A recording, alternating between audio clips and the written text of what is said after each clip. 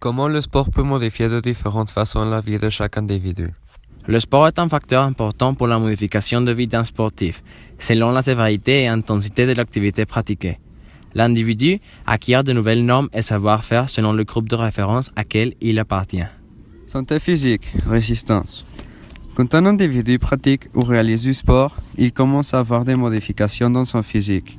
Une des modifications les plus remarquables sont au niveau de l'activité respiratoire et cardiaque.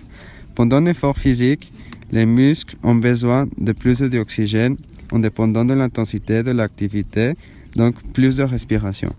Cela est appelé augmentation du défi ventilatoire. C'est le nombre d'inspirations et d'expirations par minute. Cette augmentation résulte par l'accroissement du nombre de respirations par minute, passant de 16 au normal à 50 mouvements pendant l'effort.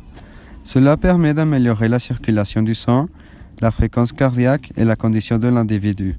L'organisme peut donc apporter d'oxygène et des nutriments aux muscles en majeure quantité. Le sport renforce le cœur et régule la tension. L'un des principaux bienfaits du sport est d'améliorer le fonctionnement du système cardiovasculaire.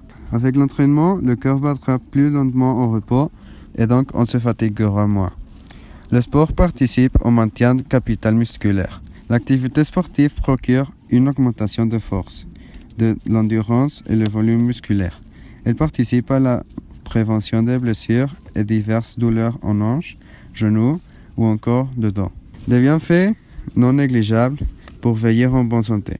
L'ethnique du sport. L'ethnique du sport est un facteur important pour devenir un sportif respecté et aimé par la société.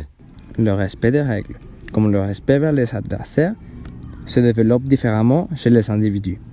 Le coût de l'effort se tient quand la personne acquiert le savoir-faire des propres compromis, quand on découvre ce que l'on est capable de faire. L'esprit d'équipe se développe pendant le travail en équipe. On prend confiance de nous-mêmes et de notre équipe.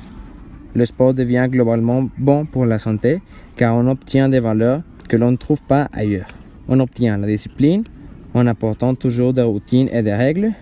On devient responsable. On apprend à respecter les autres et à soi-même. Pour cela, il devient facile de socialiser et coexister avec les personnes. Tous les facteurs provoquent que le corps produise la sérotonine.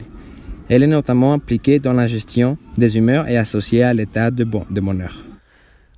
Le bien-être. Quand un individu réalise du sport, il peut expérimenter des modifications au niveau de la santé physique. Réaliser de forme régulière ou presque systématique d'activité physique peut affecter positivement la vie d'un individu. Par exemple, l'augmentation du niveau de vie, la production de la sérotonine, qui est une substance chimique produite par le corps selon la gestion des humeurs et qui est associée à l'état de bonheur. La fortification des os, le fait d'activer l'organisme va stimuler l'action des cellules dans leur rôle de construction osseuse. Cette régénération va solidifier la structure osseuse et également préviendra l'ostéoporose. L'ostéoporose est caractérisée par la fragilité excessive du squelette, due à une diminution de la masse osseuse et à l'altération de la microarchitecture osseuse. La prévention des problèmes articulaires favorise la nutrition et la mobilité des cartilages en prévenant les diverses douleurs articulaires. La facilité d'évacuation du stress, une action calmante grâce à quelques substances produites par le cerveau appelées endorphines. De plus, elle permet d'aérer l'esprit et d'oublier les soucis du quotidien. L'amélioration des performances intellectuelles. Les activités sportives de type aérobie et sport d'endurance permettent une amélioration du transport de l'oxygène dans l'organisme et donc de l'oxygénation du cerveau, ce qui a pour effet d'optimiser l'activité cérébrale. Cependant, on retrouve quelques difficultés quand on veut exploiter au maximum nos capacités, soit mentalement ou physiquement. Le pouvoir économique. L'argent permet de réussir au maximum le sport de manière compétitive parce qu'elle permet de voyager, d'acheter une bonne équipe moderne, d'acheter des tenues sportives de bonne qualité, suivre un bon régime alimentaire et plusieurs autres avantages. Certains sportifs ont la chance d'avoir des sponsors comme Nike et Adidas qui fournissent de l'aide aux sportifs qui arrivent à se démarquer. Les sponsors ne profitent donc de les utiliser comme image à l'échelle mondiale pour promouvoir sa marque. C'est un secteur économique croissant qui crée des emplois et permet de créer une propriété économique. Chaque sport varie dans le coût d'outils. Par exemple, tout le matériel qu'utilise un joueur de football américain n'a pas la même valeur qu'un paire de chaussures et le vêtement qu'utilise celui qui fait de l'athlétisme. Tous les sports n'ont pas le même besoin d'une dépense d'argent. Par exemple, la course, on n'a pas le même besoin que d'autres sportifs comme l'escrime ou le football américain. Addiction et dépression. Plusieurs personnes deviennent accros au sport. Cela peut devenir dangereux. On les appelle sportifs de l'extrême. Ils prennent tous les risques pour obtenir une certaine sensation ou plaisir qu'ils ne trouvent pas ailleurs. Ils l'appellent sentiment de vie. Pourtant, à un certain âge, ils deviennent incapables de continuer l'activité souhaitée. Une manière de libérer le stress est de devenir addict aux drogues. Nous avons comme exemple à Maradona, un des meilleurs joueurs de football, ou le cas d'un joueur de rugby qui a tué sa femme.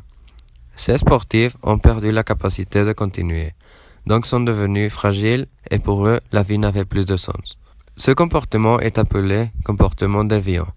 Ce phénomène peut se développer à cause d'avoir eu une enfance difficile ou par la socialisation eue ailleurs qui ne nous correspondait pas. Dopage. Le mot dopage a une étymologie du hollandais, dop, le nom d'une boisson alcoolisée composée de peau de raisin. Le terme dopage est apparu au XXe siècle, originellement pour référence aux substances illicites dans les courses de chevaux. Cette pratique est due afin d'améliorer le rendement du cheval à travers des substances exogènes et artificielles. Cette méthode a été aussi utilisée pour des personnes au début du XXe siècle pour améliorer leur rendement. Les drogues les plus utilisées pour les compétitions sont la strychnine, la caféine, la cocaïne et l'alcool, comme but d'améliorer le rendement et de ne pas sentir de douleur. Prenons l'exemple de Thomas Hicks, coureur américain qui a eu la victoire aux Jeux Olympiques en 1904, à l'aide d'œufs crus et des injections pendant la compétition. Certains autres tricheurs n'ont pas eu la même chance que lui. Nous avons eu la mort du cycliste Kurt Enmark pendant qu'il était en pleine compétition aux Jeux Olympiques de Rome en 1960. Certaines altérations causées par le dopage peuvent se représenter au niveau musculaire et mental. Les muscles peuvent arriver à exploser. L'individu peut aussi présenter des déformations dans son corps. Des grandes associations sportives comme l'USC de cyclisme et la FIFA ont été les premières fédérations internationales pour incorporer les contrôles de dopage aux compétitions en montant des places de contrôle médicaux pour détecter les produits illicites.